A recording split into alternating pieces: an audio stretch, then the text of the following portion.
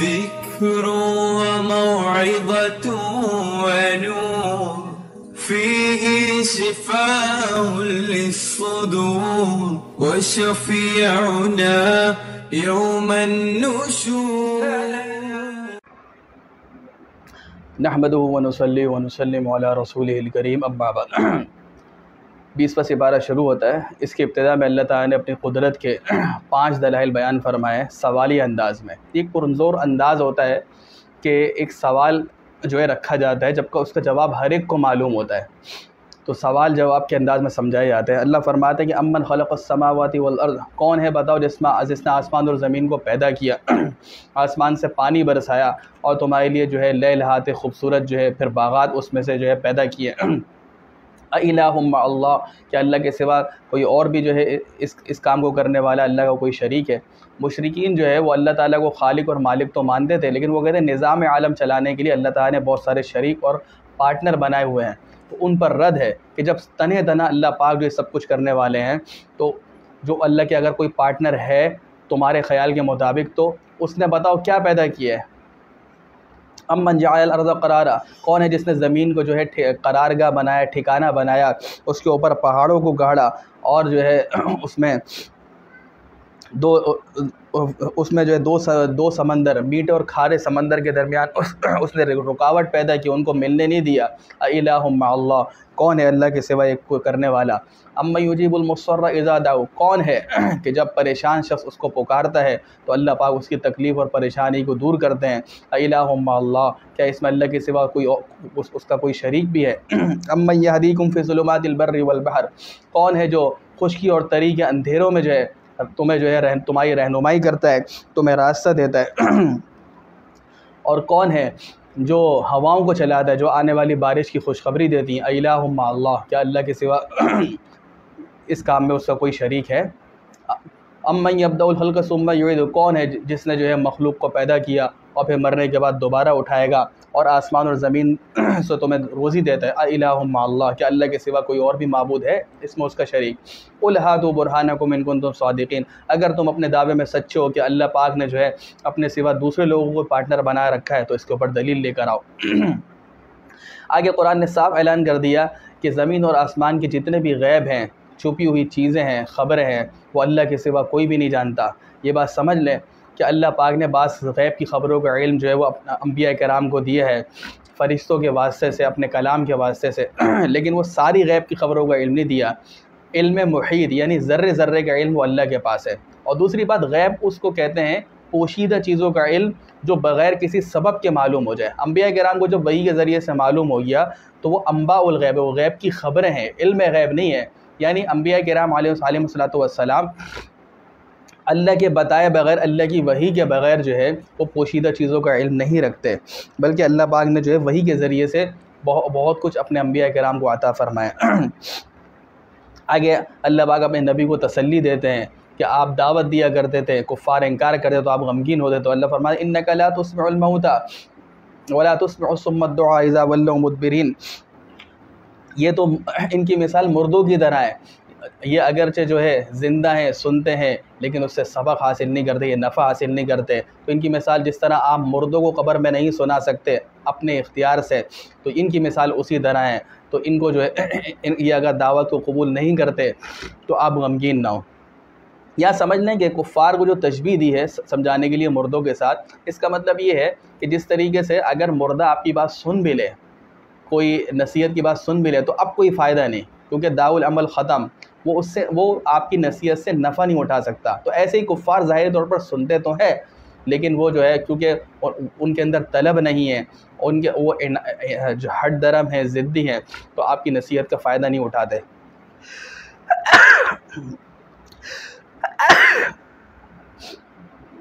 باقی مردے جو ہے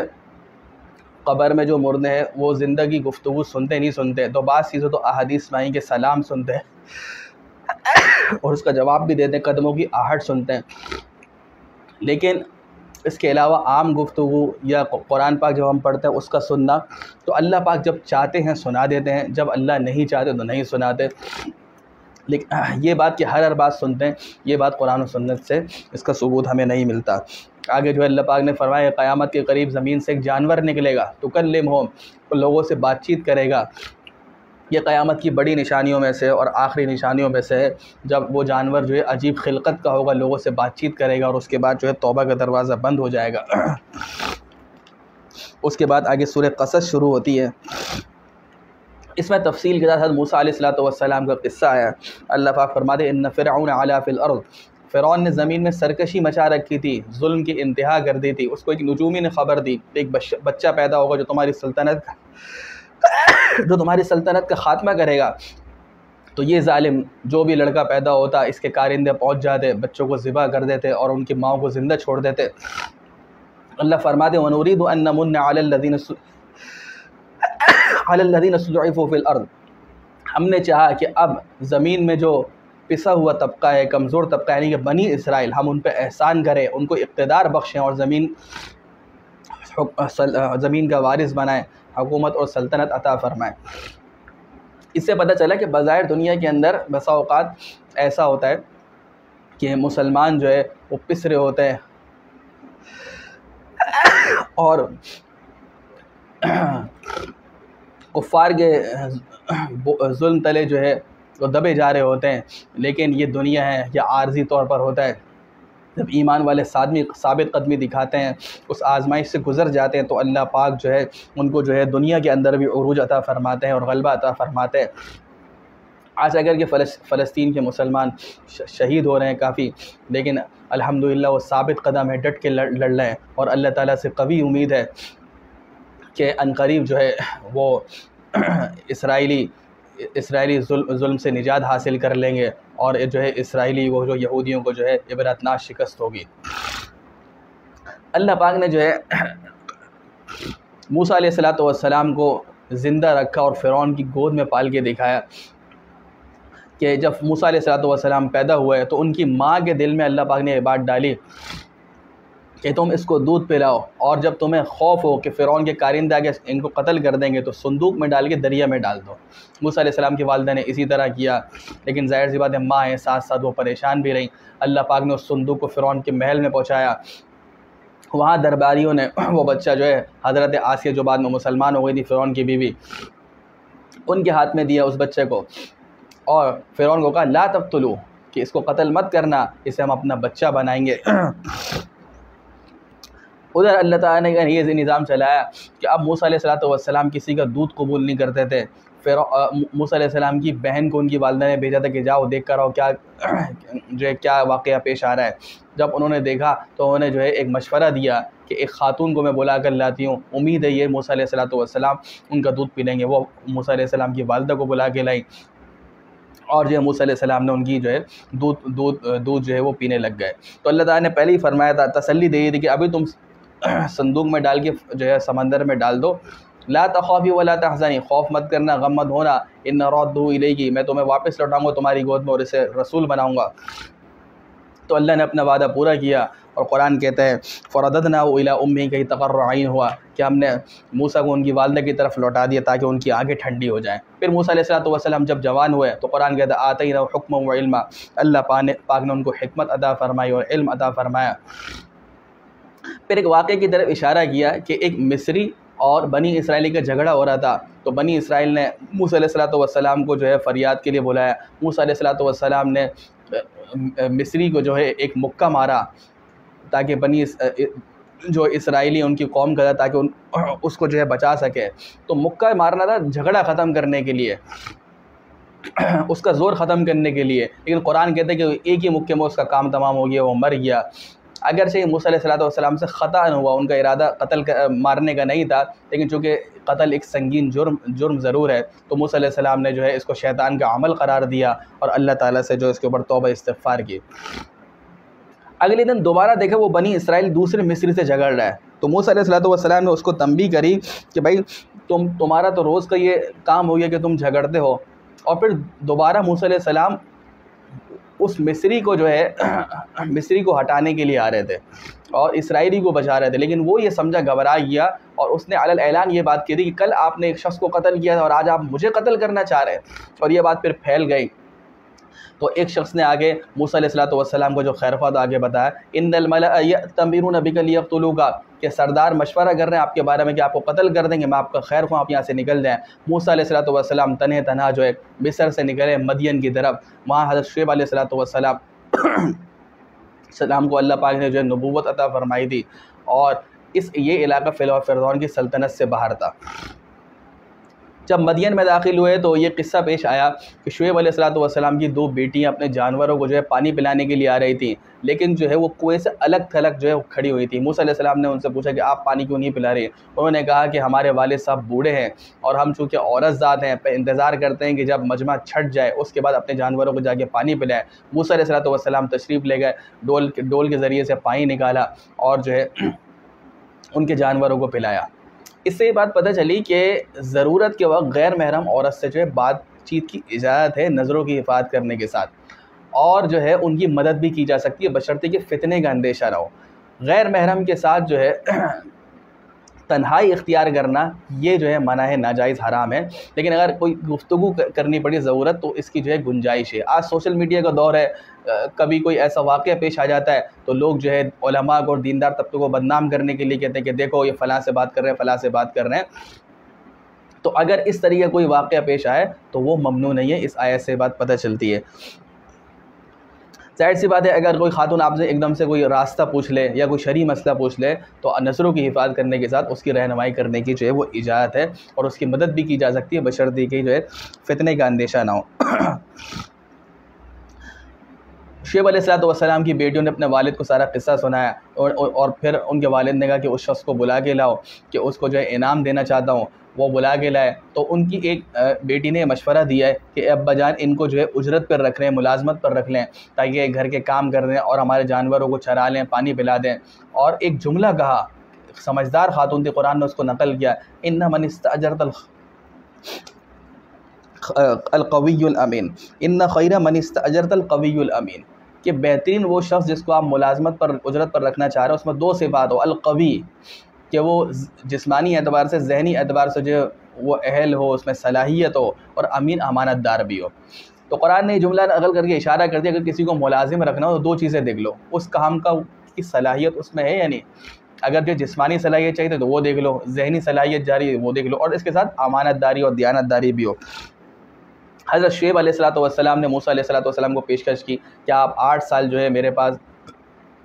کام کریں، اور اگر 10 سال کر لیں تو یہ آپ کی طرف سے ہوگا، میری طرف سے 8 سال ہے، اور اس کے بعد جو ہے میں 2 میں سے 1 بیٹی کا نکاح آپ سے کر دوں گا۔ موسیٰ علیہ الصلوۃ والسلام نے اس کی پیشکش کو قبول فرما لیا، اور انہوں نے جو ہے 8 سال جو ہے شعیب علیہ الصلوۃ والسلام کے پاس جو ہے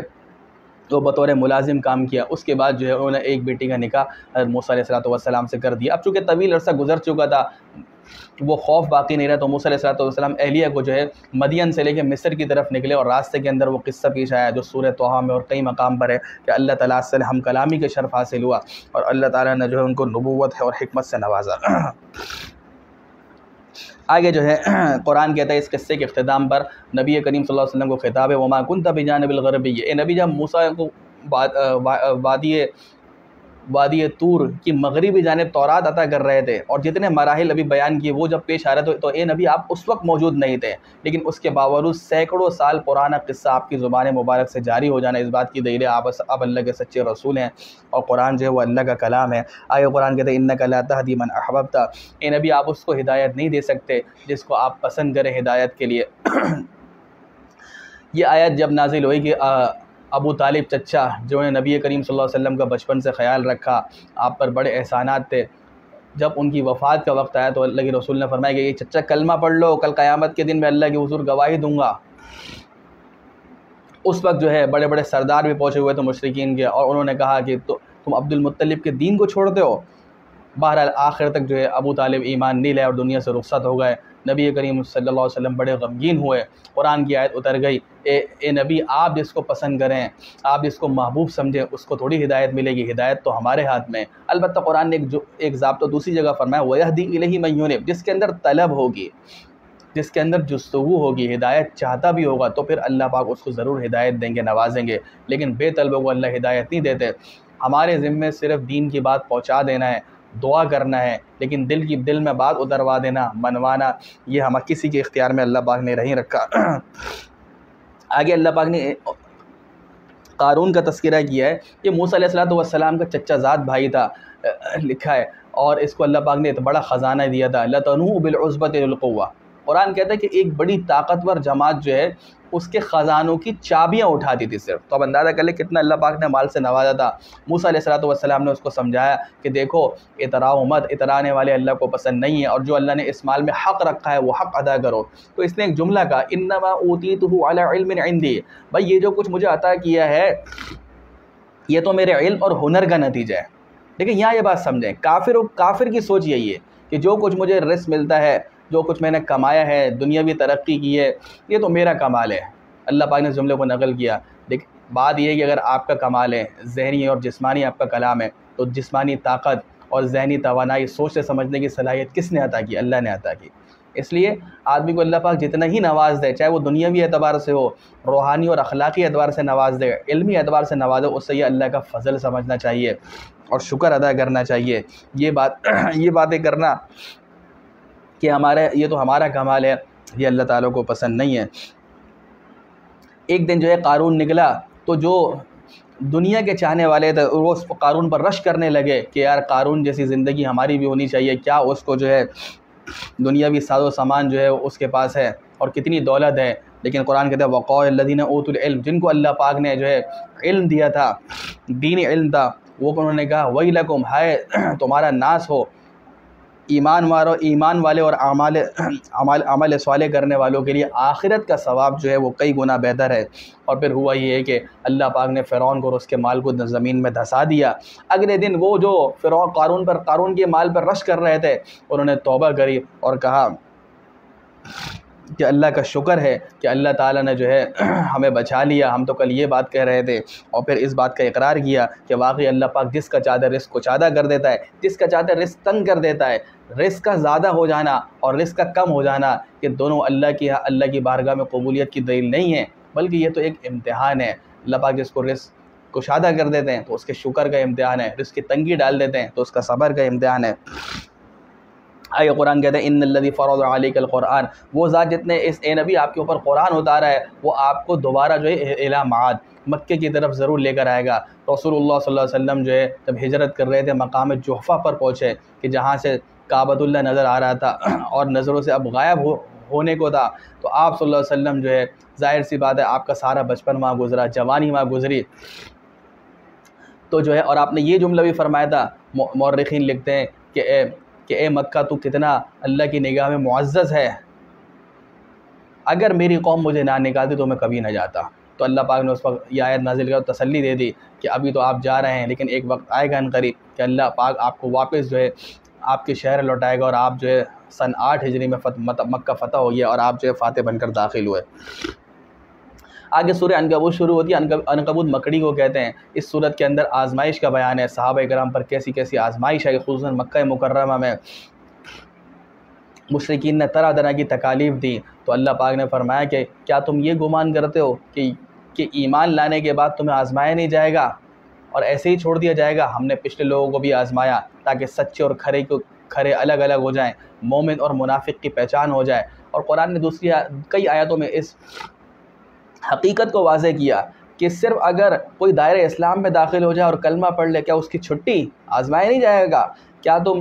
گمان کرتے ہو کہ ایسی جنت میں داخل ہو جاؤ گے؟ حالانکہ ابھی تو تمہارے اوپر وہ آزمائش ہی نہیں آئی، وہ حالات نہیں آئے جیسے کہ پچھلی قوموں پر آئے تھے۔ اللہ تعالیٰ نے ان کو جو ہے سخت بیماریوں میں اور سخت حالات کے ذریعے سے جو ہے وہ آزمایا۔ اس سے پتہ چلتا ہے کہ آزمائش مانگنی نہیں چاہیے، لیکن اگر آ جائے تو اس میں جو ہے ثابت قدم رہنے کا حکم ہے، اور یہی امتحان ہے۔ آج لوگ کہتے ہیں یار دین کو بڑا مشکل بنا لیا علماء نے، دین تو آسان ہے۔ بھائی دین آسان ضرور ہے، دین آسان ہونے کا مطلب یہ ہے، یہ تھوڑی ہے کہ اس میں مشقت والے احکام نہیں ہیں۔ دین آسان ہونے کا مطلب یہ ہے کہ جو بھی حکم ہے اس کے،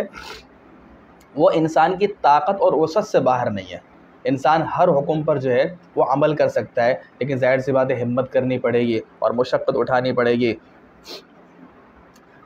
حدیث میں اللہ کے رسول نے فرمایا حجبت الجنت بالمکارہ، اللہ پاک نے جنت کو مشقتوں سے ڈھانپ دیا ہے۔ آگے جو ہے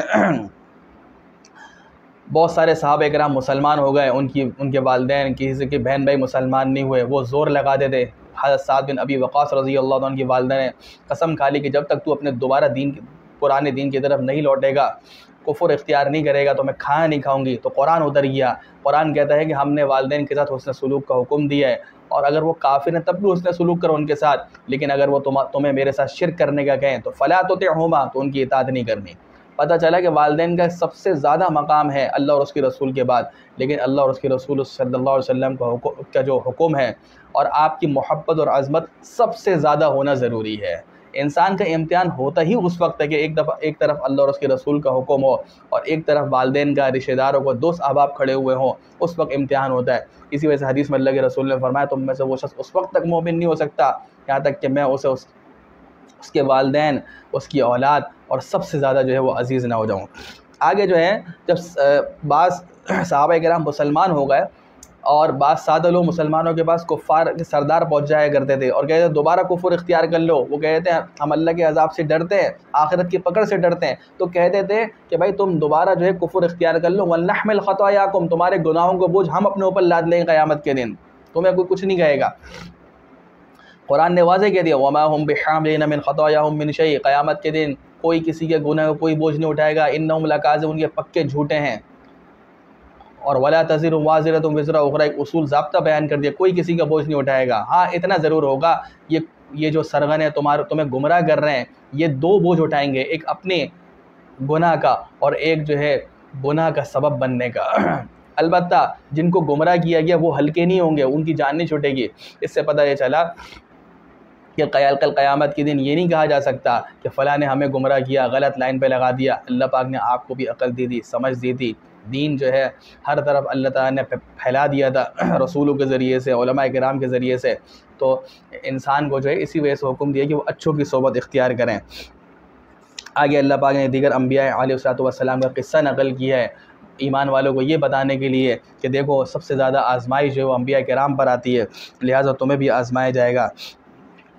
اور اس کے بعد سورت کے اختتام پر جو ہے اللہ تعالیٰ نے عنکبوت مکڑی کی مثال دی ہے اور کہا کہ اللہ کو چھوڑ کر جن کو بھی تم پکارتے ہو ان کی مثال مکڑی کی ہے، کہ مکڑی جس طریقے سے اپنا گھر بناتی ہے، وَإِنَّ أَوْهَنَ الْبُيُوتِ لَبَيْتُ الْعَنكَبُوتِ، گھروں میں سب سے کمزور گھر وہ مکڑی کا گھر ہے، مکڑی کا جالا ہے،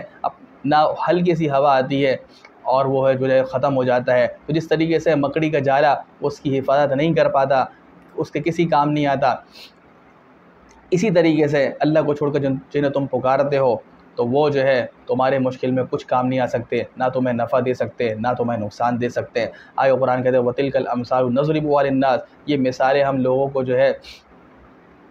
لوگوں کے فائدے کے لیے اور لوگوں کو سمجھانے کے لیے بیان کرتے ہیں، لیکن وَمَا يَعْقِلُهَا إِلَّا الْعَالِمُونَ، اس کو صرف اہل علم سمجھتے ہیں، اور اہل علم جو ہے پھر جو ہے وہ عوام الناس کے سامنے یہ باتیں رکھتے ہیں۔ خلق اللہ السماوات والارض، آگے اللہ فرماتے اللہ ہی وہ تن ہے جس نے آسمان اور زمین کو پیدا کیا، اور اس میں ایمان والوں کے لیے نشانی ہے۔ اللہ تعالیٰ ان احکام کو سمجھنے، اس پر عمل کی توفیق عطا فرمائے۔ وآخر دعوانا ان الحمد للہ رب العالمین۔